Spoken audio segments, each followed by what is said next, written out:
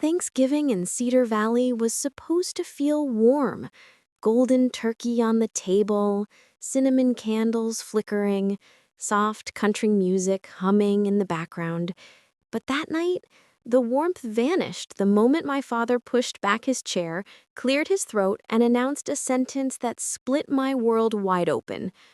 "Harper," he said, loud enough for every fork to pause midair, "you've got 30 days to move out. We're selling Grandma's house." For a second, I genuinely thought he was joking. I even waited for a smile, a chuckle, something, but nothing came. My mother nodded proudly like this was some long-awaited achievement. My brother Brandon grinned as if he'd just won a prize. Chelsea, his influencer wannabe wife, clasped her hands together and squealed, "This is perfect timing. The new house has so much better lighting for my content." They celebrated.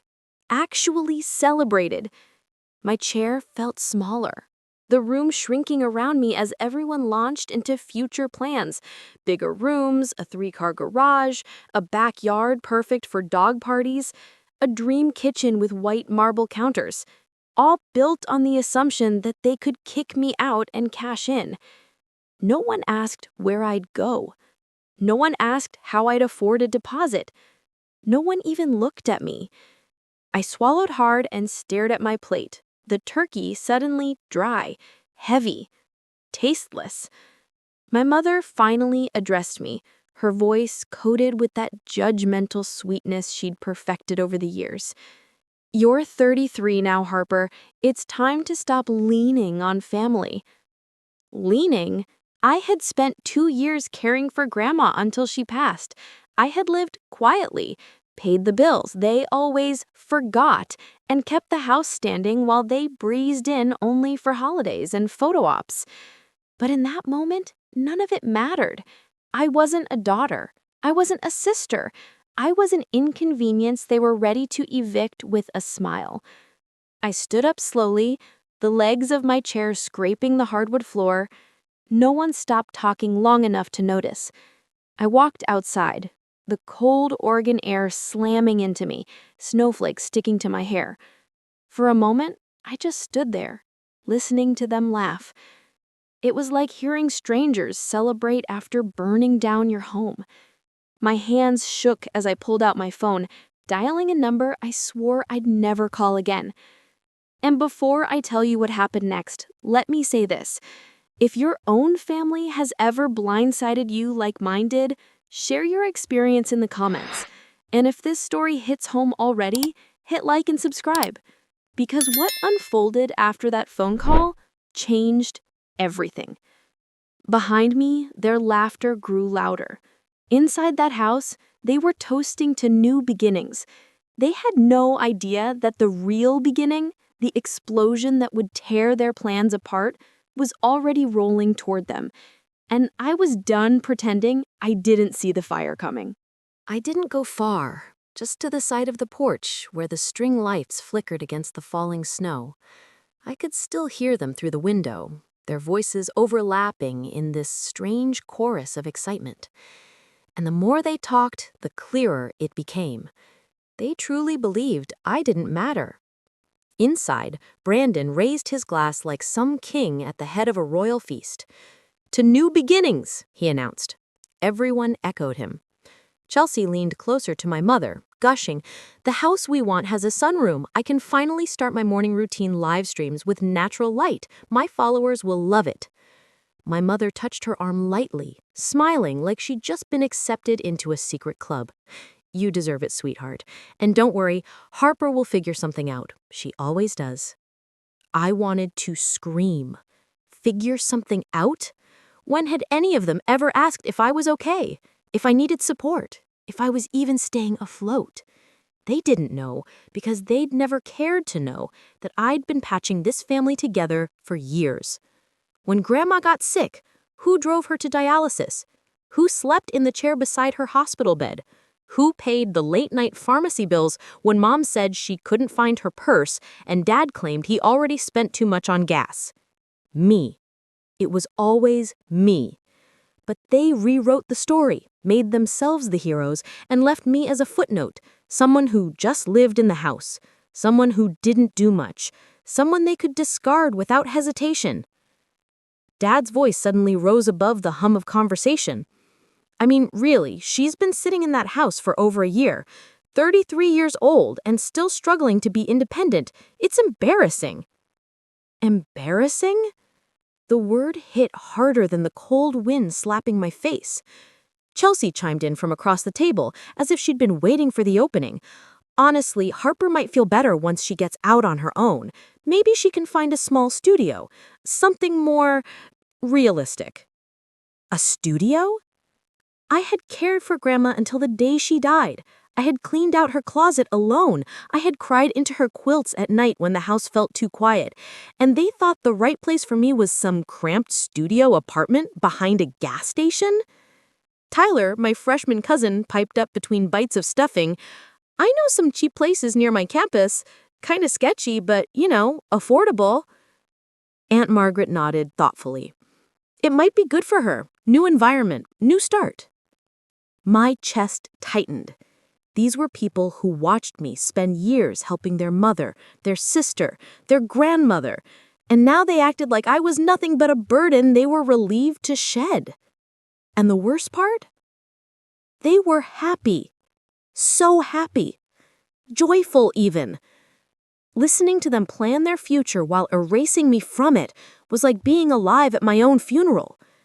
They toasted to rooms they hadn't bought yet, paint colors they hadn't seen, a pool their kids would splash in. Meanwhile, I didn't even have a place to sleep next month. My mother's voice broke through it all, sharp but casual, like she wasn't stabbing me in the heart. Harper's always had trouble finding direction. Maybe this will be the push she needs. Push? No, this wasn't a push. It was a shove off a cliff. My breath fogged in the cold as I pressed my hands together to keep them from trembling. Inside, they carved pumpkin pie and bragged about finishing touches on a house they didn't even own yet. I watched them laugh and realized something painful. They didn't see me as family. They saw me as furniture, as temporary, as replaceable. And the more they celebrated, the clearer one truth became. I was completely alone in that house, even before they asked me to leave it. From the porch, I kept watching them. This family I'd spent my whole life supporting, acting like the house was already theirs to divide. It wasn't just thoughtless, it was cruel. And the cruelty only got sharper as the night went on. Brandon pushed his chair back and unfolded a printed brochure like he was presenting at a board meeting. So the house we're buying, he said proudly, has 4 bedrooms, a massive backyard, and an open-concept kitchen. Oh, and a media room, Chelsea's idea. Chelsea placed a hand on his arm and beamed. For my videos, finally a space that looks high-end instead of whatever Grandma's house was. My stomach twisted. Grandma's house had been warm, lived in, full of memories, not high-end, not fancy, but it was real. It held her laugh in the walls and her scent in the quilts, and Chelsea dismissed it like clutter. Aunt Margaret leaned forward. The new place has a deck, right? Perfect for 4th of July fireworks. Uncle Ronald, mouthful of mashed potatoes, added, and we'll all have rooms when we visit. No more squeezing into Harper's old room or the storage room. They all nodded, relieved they wouldn't have to share space with me anymore, as if I were a stain they couldn't scrub out. Even Tyler jumped in, excitement sparkling. If the new house has good Wi-Fi, I'll come over all the time. You think it'll have gaming space? Brandon laughed proudly. It'll have everything. Everything, I whispered to myself. Everything built on the assumption that I would quietly disappear. Then my mother sharpened the blade. The sooner we get the listing up, the better. The market in Cedar Valley is hot right now. If Grandma's house sells quickly, we can move by mid-January. My father clapped his hands once. Exactly. Harper has been using that property long enough. Using? I'd been preserving it, maintaining it, keeping it from collapsing while they ignored it. Dad didn't stop. Honestly, I've been patient. She's had over a year of free living. That's more than enough. More than enough? They spoke as if I owed them rent, even though I'd paid the bills they neglected. Chelsea sipped her wine and sighed dramatically. We'll need her out before staging, though. Realtors hate clutter. Clutter. She meant my things, my life. Aunt Margaret agreed. Harper's old furniture would just downgrade the photos. She should donate what she can. Start fresh. The audacity was stunning. Telling someone to donate their own belongings to make your fantasy house sale look prettier. Then Brandon leaned back, smirking the way only a golden child could. We'll help her find something cheap, maybe subsidized housing. She qualifies, right? Laughter. Actual laughter. My fists clenched inside my coat pockets. Every word they said chipped away at whatever part of my heart still believed this family cared. But what pushed me over the edge, what turned hurt into fury, was when my mother spoke again, completely rewriting history. The sooner Grandma's house sells, the better. The sooner Grandma's house sells, the better. Grandma always intended the house for us. Harper staying there was just temporary until we figured things out. That was a lie. A bold, ugly lie. Grandma had told me in her final week, "This house is yours, Harper. You took care of me. You loved me when it wasn't convenient. I want you to have a home. Always." And yet my parents twisted her wishes to fit their narrative.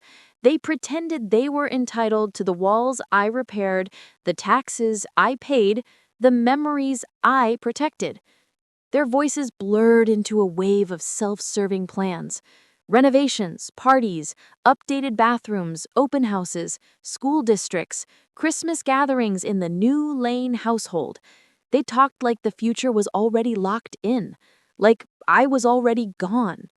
But beneath their excitement, a slow fire began burning in my chest, a deep, rising anger I couldn't ignore anymore. They were planning to profit off a home that wasn't theirs, at my expense, treating me like baggage to throw away. And for the first time in a long time, I felt something shift inside me. I wasn't going to let them do it. Not this time. Not again. I stayed outside longer than I planned. The cold wasn't what hurt. It was the realization settling over me like heavy snow. I could disappear from that house, from that dinner table, from their lives, and nothing would change for them. They wouldn't miss me. They wouldn't even pause. Eventually, my fingers went numb, so I stepped inside quietly, slipping past the dining room and into the small bedroom Grandma once used for quilting. I closed the door behind me and finally let myself breathe. Slow, shaky, uneven. This wasn't the first time my family made me feel invisible, but it was the first time I actually believed them. I sat on the edge of the bed, staring at the faded floral wallpaper. I used to trace those little roses when I was a kid, lying beside Grandma as she hummed lullabies. This room held every memory of safety I ever had. Now it felt like a deadline, 30 days until even this would be gone. My phone buzzed, a notification, but not from family. They weren't texting to check on me. It was an email promotion for discounted moving boxes. The irony nearly made me laugh and cry at the same time. I laid back and stared at the ceiling, listening to the muffled celebration from the living room. Their voices sounded brighter now, like my absence had actually improved the mood. Maybe it had. Maybe the moment I left the table, they finally felt free to talk about the fun stuff without the burden of worrying about my reaction, as if I had ever stood in their way. My throat tightened. I felt something inside me crack, not a dramatic break, but a subtle, painful shift. A realization that maybe I had been holding on to a version of my family that didn't exist anymore, or maybe never existed in the first place. I curled my knees up to my chest, trying to make myself smaller, quieter, anything to lessen the ache. I thought of all the nights I had stayed up with Grandma, spoon-feeding her soup when her hands trembled, helping her to the bathroom, changing her bedding when she whispered, embarrassed, "I'm sorry, sweetheart." I used to stroke her hair and say, "I'll always be here, Grandma." And she used to smile and say, "I know." But she was gone, and with her the only person who saw me. Suddenly, the walls felt too close. This house, once full of warmth, now felt like it was pushing me out, same as everyone else. I pressed my palms against my eyes, willing myself not to break down completely. Crying wouldn't fix anything. Crying wouldn't buy me time. Crying wouldn't convince them to care. But the truth hit me hard. I had nowhere to go. No savings big enough for a deposit, no backup plan, and no one in that house would lift a finger to help me. I thought about calling a friend, but who was I kidding? I'd pushed people away over the years, too embarrassed to admit I was struggling. Even if someone picked up, what would I say? "Hey, can I live in your guest room because my family threw me out of the only home I have left?" I reached for my phone again and hovered over the contacts list. My finger stopped above a name I hadn't touched in almost 2 years. Jordan Reyes, attorney, old friend, old fallout. We hadn't spoken since a fight that felt big at the time, but now seemed small compared to this. I didn't want to call him. I didn't want to need him. But right then, I needed someone, anyone, who wasn't rooting for my downfall. My hand shook as I clicked his name. The phone rang once, twice, 3 times. I almost hung up. Then, his voice came through, warm but startled. "Harper? Are you okay?" And that was all it took. The tears I'd been holding back crashed through, and I broke. Completely, quietly, painfully. "No, I'm not." Jordan didn't waste time with small talk. The moment he heard my voice crack, his tone shifted into something steady, professional, but warmer than I deserved after the silence between us. "Harper, breathe. Tell me what's going on." I wiped my face with the sleeve of Grandma's old sweater and forced the words out. "My family, they're selling the house. They gave me 30 days to leave." There was a pause. Sharp, disbelieving. "The house?" he repeated. "Your grandmother's house? Are you sure they even can sell it?" I let out a bitter laugh. "They think they can. They're already making plans. Realtors, photos, everything." Another silence. Then Jordan sighed.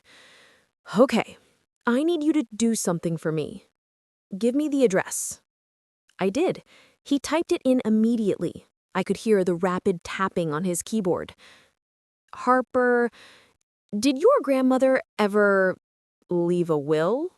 Anything officially in your name?" My heart thudded. Yes, she left the house to me, but I never told my parents. I didn't want to start a fight while everyone was grieving. Jordan exhaled hard. "Then this is simple. Legally, the house is yours. 100% yours, and they can't sell a damn thing." The words didn't hit all at once. They sank in slowly, like warm water filling frozen limbs. Mine. The house was mine. All the memories, all the years, all the nights I stayed up helping Grandma, it wasn't meaningless. She saw me. She made sure I had a home, even if no one else would. Jordan kept going. "I'll pull the deed from the county records. If your name's on it, we can shut this down immediately. Realtors won't touch the listing once they see a conflicting owner." I sat straighter on the bed. "Jordan, what do I do tonight?" He said firmly, "You protect yourself. Don't confront them yet. Let me gather the documents. I'll email you everything you need by morning. Then we send a cease and desist to the realtor and your family. Legally, they'll have no ground to stand on." Hope flickered, small, tentative, but real. For the first time that night, I didn't feel powerless. When the call ended, I stayed in the room, letting the silence settle around me. My breathing slowed, my hands stopped shaking, and the fog of despair that had been suffocating me began to lift inch by inch. I opened the drawer where Grandma kept her sewing kits, and behind a row of old ribbons, I found the small metal tin where she stored important papers. Inside was her handwriting, blue ink, steady loops, the same script that used to sign my birthday cards. The will. Her will. I'd hidden it because I feared it would tear the family apart. But they tore themselves away long before tonight. I pulled out the documents and laid them on the bed. The signature, the notary stamp, my name. Proof that the home I fought so hard to preserve wasn't theirs to touch. A slow, unfamiliar feeling rose in me. Not anger, not sadness, but resolve. A quiet, focused strength I didn't know I still had. I folded the papers and slipped them into a folder. Tomorrow, the truth would come out, and this time I wouldn't shrink. I wouldn't apologize for existing. I tucked my phone against my chest and whispered into the dark room, "Thank you, Grandma." Not because of the house, though that mattered, but because she had believed in me when no one else had. And now, with Jordan's help, I was done letting people walk over the pieces of my life like debris. I wasn't going to be the quiet one anymore. I wasn't going to be their easy target. Tomorrow, I would finally stand up and make them face what they tried to erase. Morning came fast, gray, cold, and too bright for the heaviness in my chest. I barely slept, but when my phone buzzed at 7:04 a.m., adrenaline jolted me awake. It was Jordan. Email subject, cease and desist plus ownership documents. Attachment, everything I needed. The proof, the deed, the will, and a neatly drafted legal notice telling anyone involved to halt immediately. I didn't open it yet. I didn't need to. Not after the work he'd done overnight. I trusted him, and I trusted the truth. Voices stirred outside my room. Footsteps, the clinking of mugs. Then Brandon's too cheerful voice echoed down the hallway. "She'll be out soon. The realtor's coming at 8. Let's make sure everything's cleared for photos." My pulse quickened, not with fear but with a kind of rising clarity, like a storm building miles away but moving quickly toward shore. I slipped the folder of documents under my arm and walked toward the kitchen. The realtor, a tall woman in a sleek black coat, stood in the doorway with a clipboard and measuring tape. Brandon was already giving her a tour like he owned the place. "Original hardwood floors, amazing natural light. We'll get so many offers." The realtor nodded professionally, but her eyes tracked every inch like she was already imagining the listing photos. I stood silently by the hallway entrance, watching them parade through Grandma's living room. Every corner held a piece of her rocking chair, the quilt draped over the sofa, the lamp she thrifted 20 years ago. They didn't see any of it. They saw dollar signs. Chelsea fluttered around removing non-aesthetic items, which apparently included half of my belongings. She piled them into boxes without even asking. "Oh, good morning," she said when she finally noticed me. "We're just decluttering. Realtors say less personal stuff makes a space look bigger." I bit back a response. The realtor snapped pictures of the kitchen. Brandon hovered proudly behind her. My parents sat at the table sipping coffee like they weren't dismantling my life in front of me. I stepped forward. "Who gave you permission to list the house?" The realtor glanced up, confused. "I was told the owners did." "Then you were misinformed," I said evenly. "The owners weren't the ones who called you." Brandon scoffed. "Harper, don't start. This isn't the time." But I didn't look at him. I looked at the realtor. "I need you to check your email." She frowned but tapped her phone. A moment later, her face tightened. "What is this?" she murmured. My father shifted uncomfortably. "Probably some mistake. We're handling." But the realtor held up a finger to silence him. "This is a legal cease and desist, and it comes from the documented property owner." She turned her screen toward my family, and there, bold and clear under the owner line, was my name, Harper Lane. The room froze. My mother blinked rapidly. "What?" "No, that has to be wrong. We've lived here for years. It's our family home." I reached into my folder and placed the deed and will on the table. "These papers say otherwise." Brandon snatched them up, reading with growing horror. "No, no way. Grandma left the house to all of us." "No," I corrected. "She left it to me, because I took care of her, because I was here." Chelsea's voice cracked. You hid this from us?" "I didn't hide it.